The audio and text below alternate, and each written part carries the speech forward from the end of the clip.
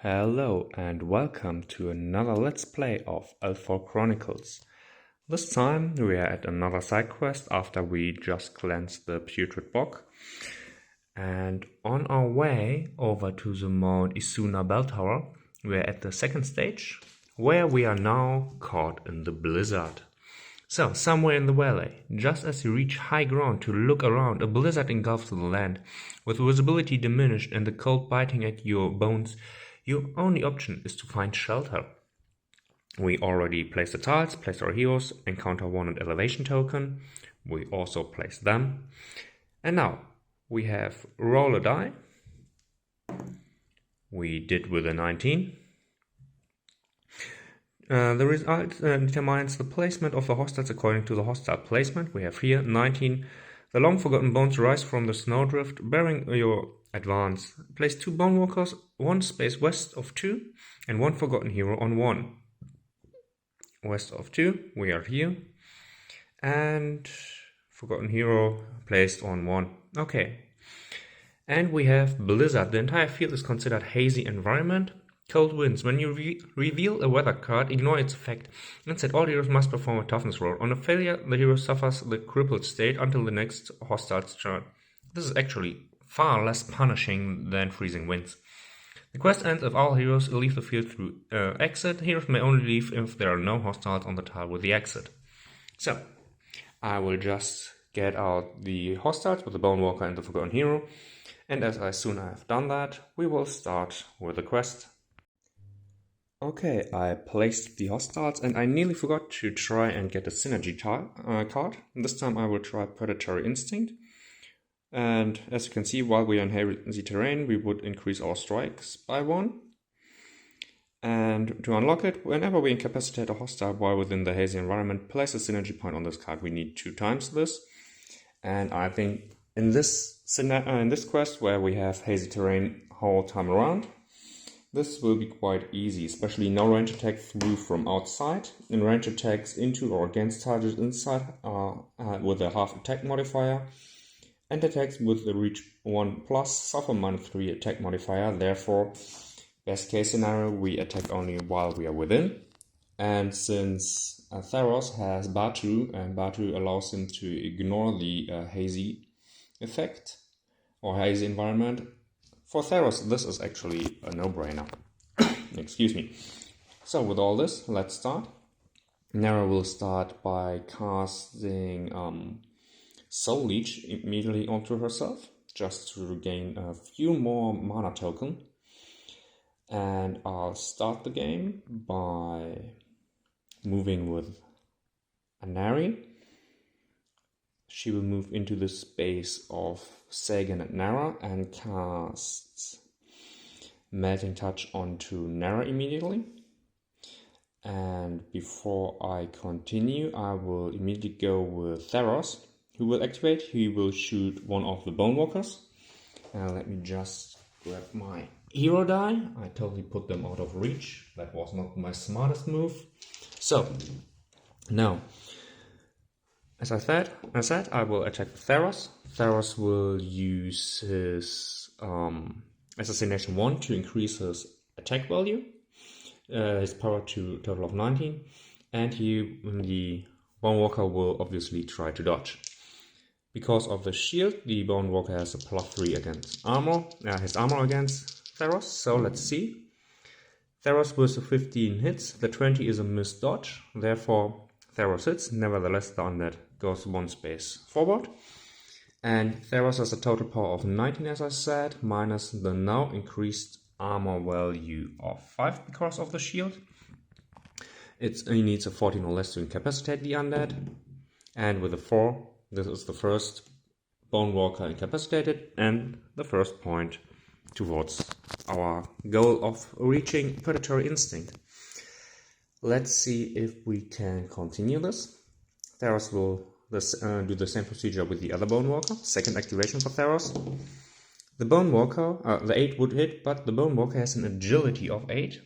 Therefore, the dodge is successful and Theros' attack goes into nothing. That was the first activation of the Bone Walker. Now, Nara with Melting Touch will go into the same space as the Bone Walker and attack him. So Nara has 1 strike, but 2 strikes, 2 strikes because she's in her active role. The Bone Walker will defend. He will have 1 strike because of his reactive role. The Bone Walker has a shield, providing a -3 on Nara. And Nara has a buckler, -2 onto the Bone Walker. Nara has an offense of 16, reduced to 13.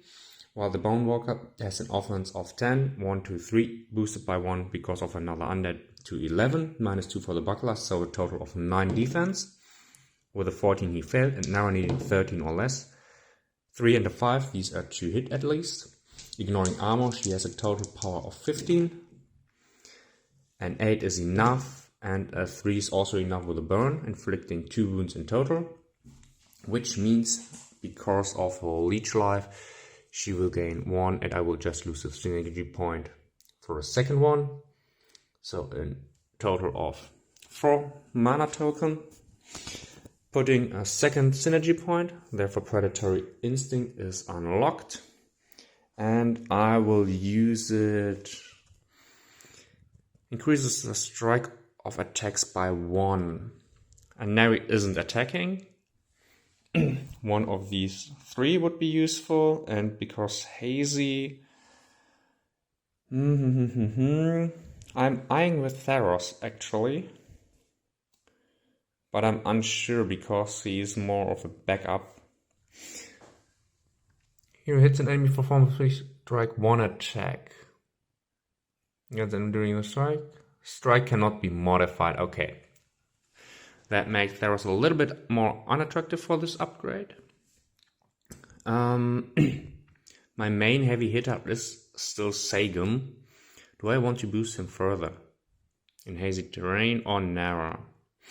Now, I will go with Sagan. So, Predatory Instinct on my already boosted melee character. So, sorry. Martial Gravitas can also not be boosted from the strike value. Square Off can be boosted. And this is at least nice. And Nara. Now I will stick with Sagan. Because when he's enchanted with Bolster Progress, Martial Gravitas, Martial Progress in first line, it will add a 3rd attack. Yeah, I think with saying I will be the safer bet. Okay, with all this, Nara has hit and retreat, therefore she's allowed to make a normal move once again. 1, 2, 3. She goes up to the Bone Walker, to the Forgotten Hero in her resolution phase. Now Sagan will use a run action as his first activation. 1, 2, 3, 4, going into the same space as the Forgotten Hero, who, according to his reaction, enemy within the same space gets attacked by its Corroded Sword. Let's see, Corroded Sword, 14 or less to hit, it's a 3. It has a total power of 11, minus Sagan's armor, meaning 5 or less. This is actually a wound on Sagan, which is far less dangerous than than you might think, because he now has 4 hit points. So Sagan is really tanky. But before that, we will go with a Nari, 1, 2. She cannot cast through it because she doesn't have the line of sight. Let's just see. Yeah, these are ranged enchantments. She has enchantment 3 already. Or now finally. Okay, here's nothing. We have a spray. We have Glacial Circle, Frostbite. Okay, that was a bit of a bummer. 1, 2, 3. Yeah, 1, 2, 3. Oh, wait a second. She go 1 space further. She will not cast anything then. Sagan is not boosted, but Anari is. And since Anari and Sagan are now engaged at this with the same target, Nara will attack. Therefore, Nara has once again 2 strikes. The Forgotten Hero has 1.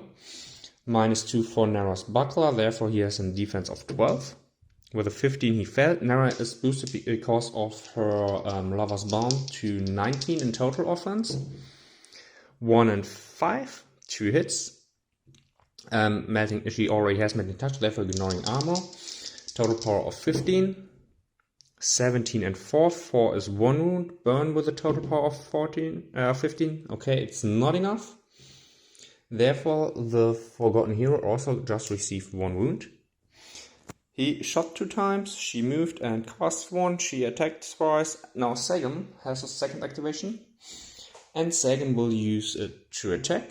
And using second wind against the defenseless Forgotten Hero, these are 3 strikes. Total offense of 16 because he's not boosted. 20, 17 are misses, but the 5 is a hit. And now he has a total power of 15 minus the armor of 6, 9 or less. It's a 10, which is not enough, but it is enough to put a weak point onto the Forgotten Hero. So, with this, the Forgotten Hero's turn. Let's see Chaos Dart Sleet. This is ignored because of the quest rule, caught in the Blizzard. Instead, all heroes must perform a toughness roll. They suffer the crippled state. Let's see. Nari is fine. Theros with a 12, he just has toughness 12 is fine. Nara 16 isn't fine, and Sagan 6 is fine. Okay, so Nara is suffering the crippled state. Let's see, this is also a condition I didn't use so far. Where is it? Crippled. If a model suffers a wound with this trait, it must perform a toughness roll. If it causes the crippled, okay.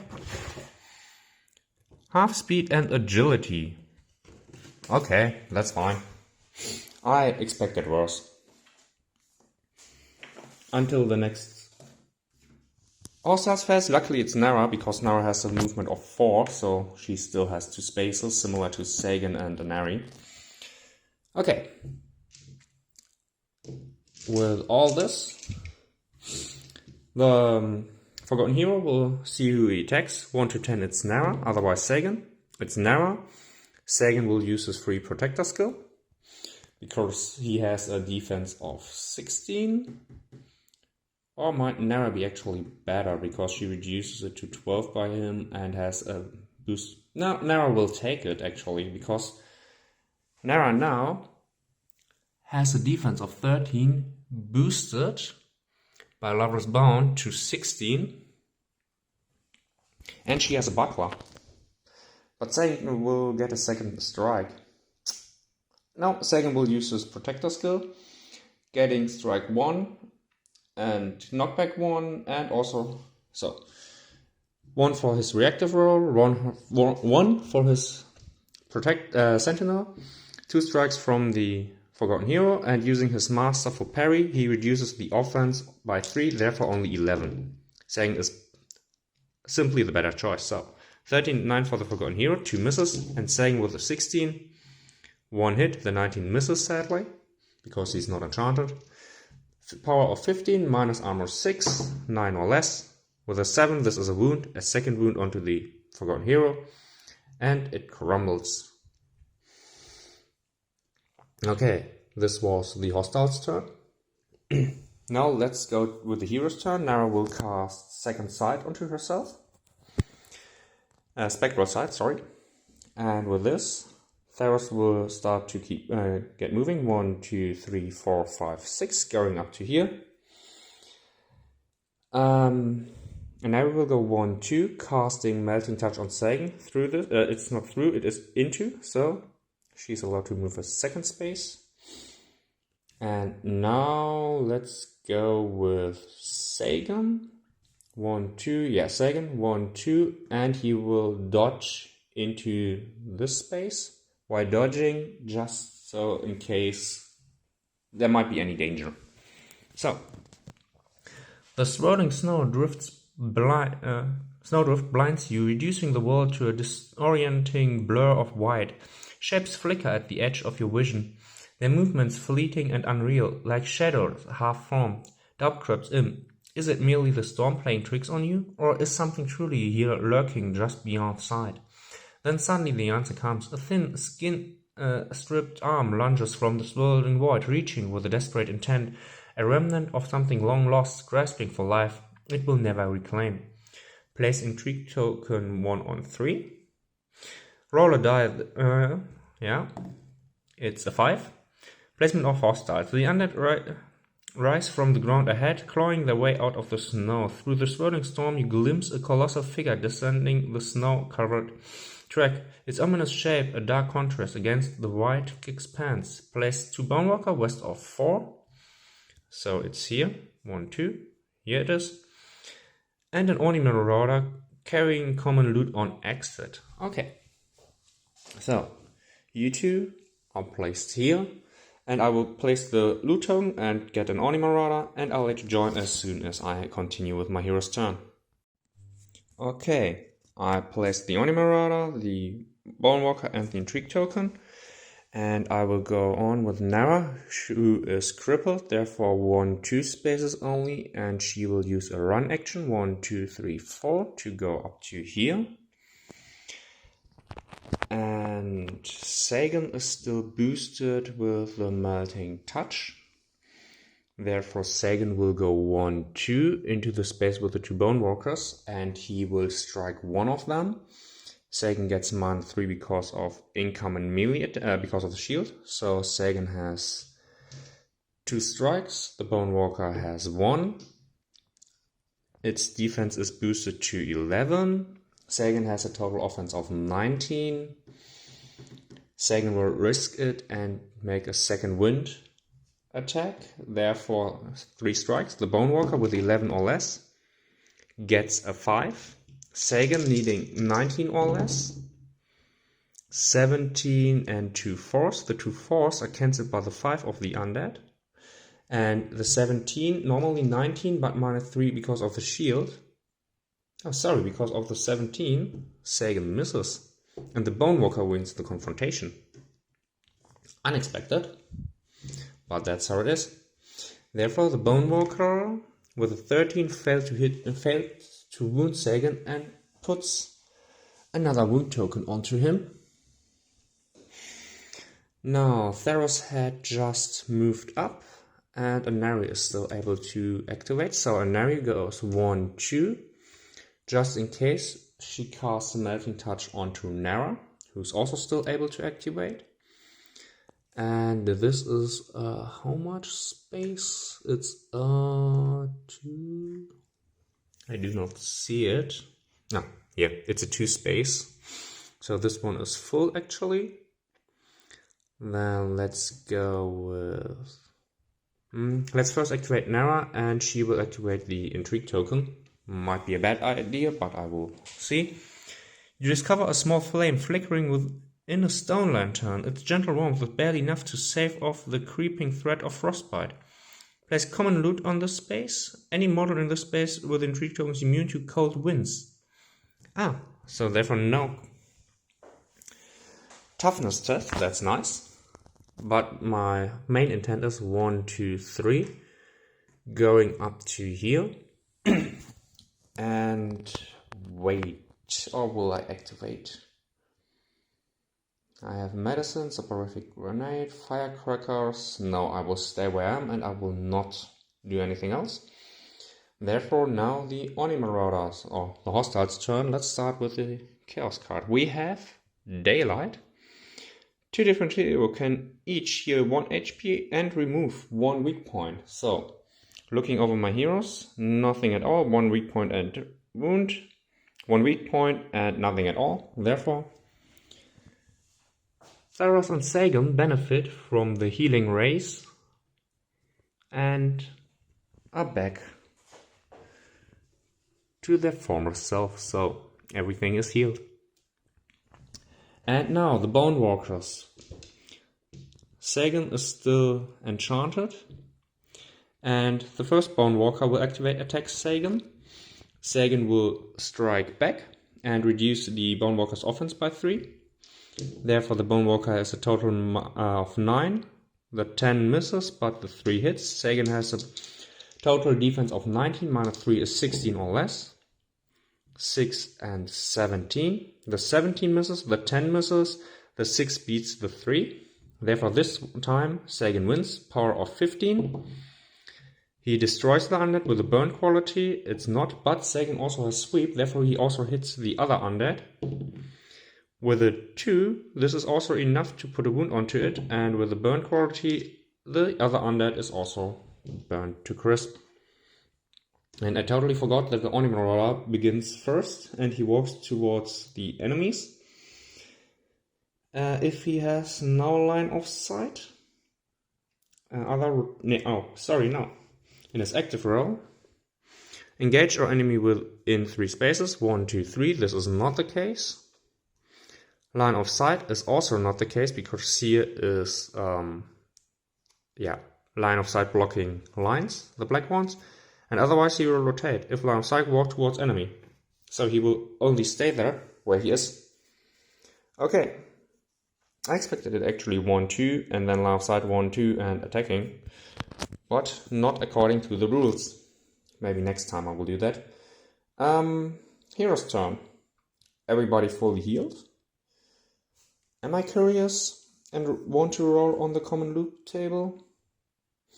How many item slots has Nara? Nara has 4 item slots. She is carrying nothing. These 2, she has 2 left. Okay.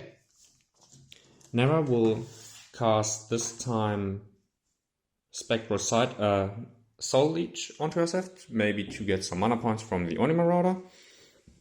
And she will spend the first action rolling on the common loot chart. It's a 14, which will be a sword. I will check the cards and see if I still have a sword. Okay, while I do not have a sword, I could decide between a hatchet and a spear. I like the idea of a spear because it has reach 1, and this is maybe nice for Nari, even when she only has an offense of 10, but might be useful. For the moment though, it will be in Nara's inventory.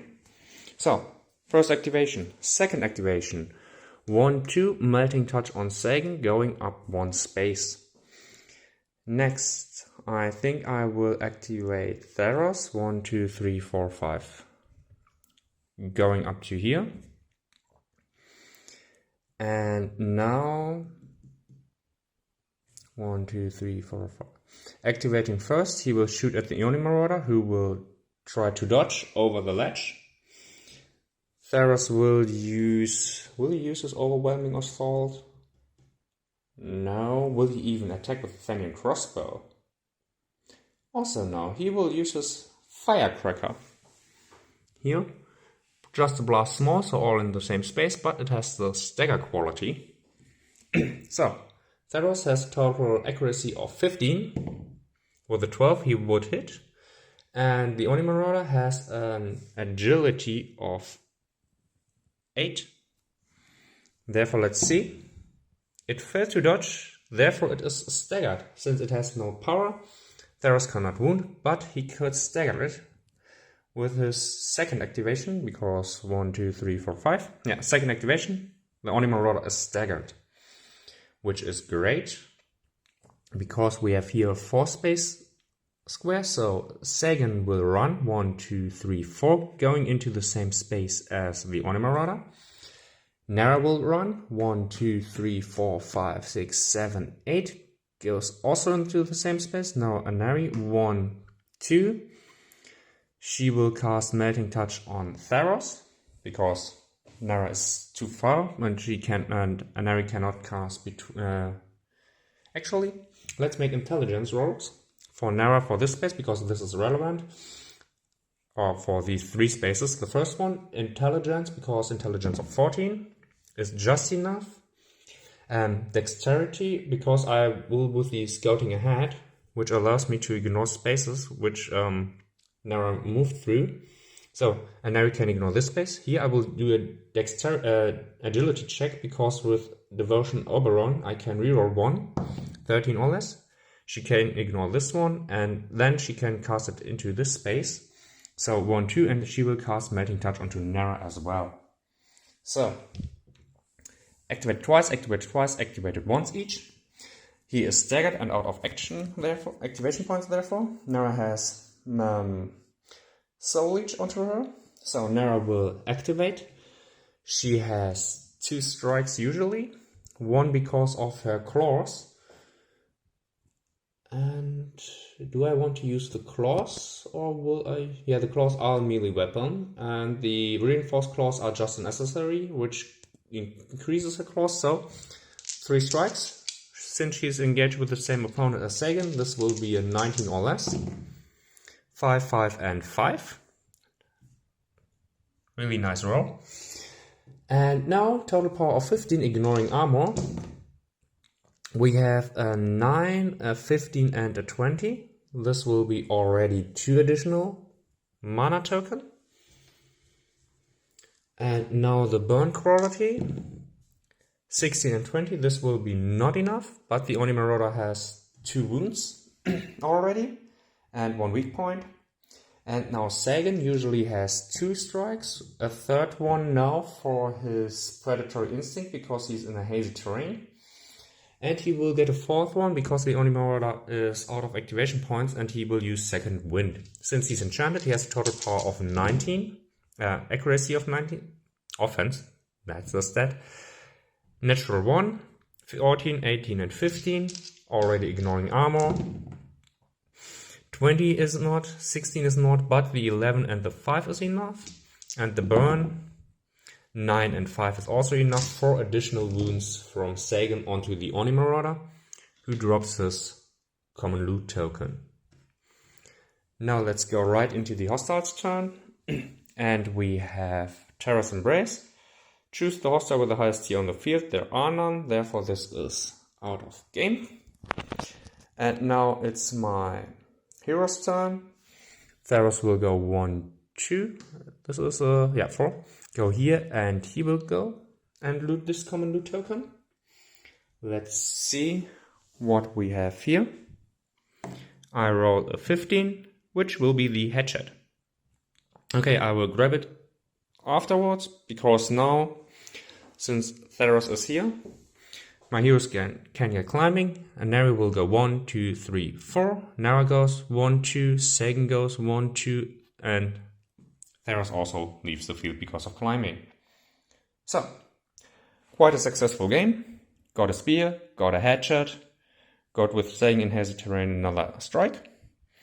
And this was a quick, small side quest. Let me clean the board, grab the headshot, distribute the spear, and what I will already do is go here into the dust phase, and we already have done the blizzard with less than 3 weak points, I just wanted to say. So, as I said, I clean up the board, and then we'll go into the event phase.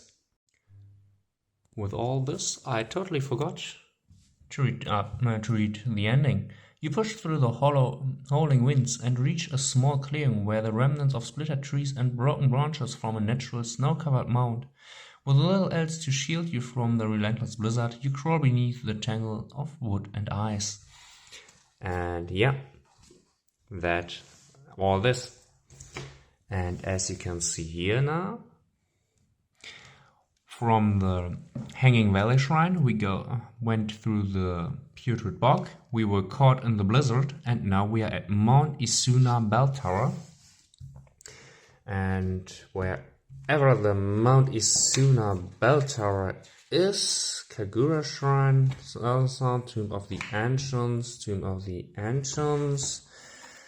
I really have to hit Mount Akashi, that's not where I am. Sacred Grove, Mount Byojo, Hanging Valley Shrine, Mount Isuna Bell Tower. Here we are, looking quite interesting, and I'm looking forward to play this scenario. So, I hope you enjoyed this Let's Play, and I hope to see you next time. Bye!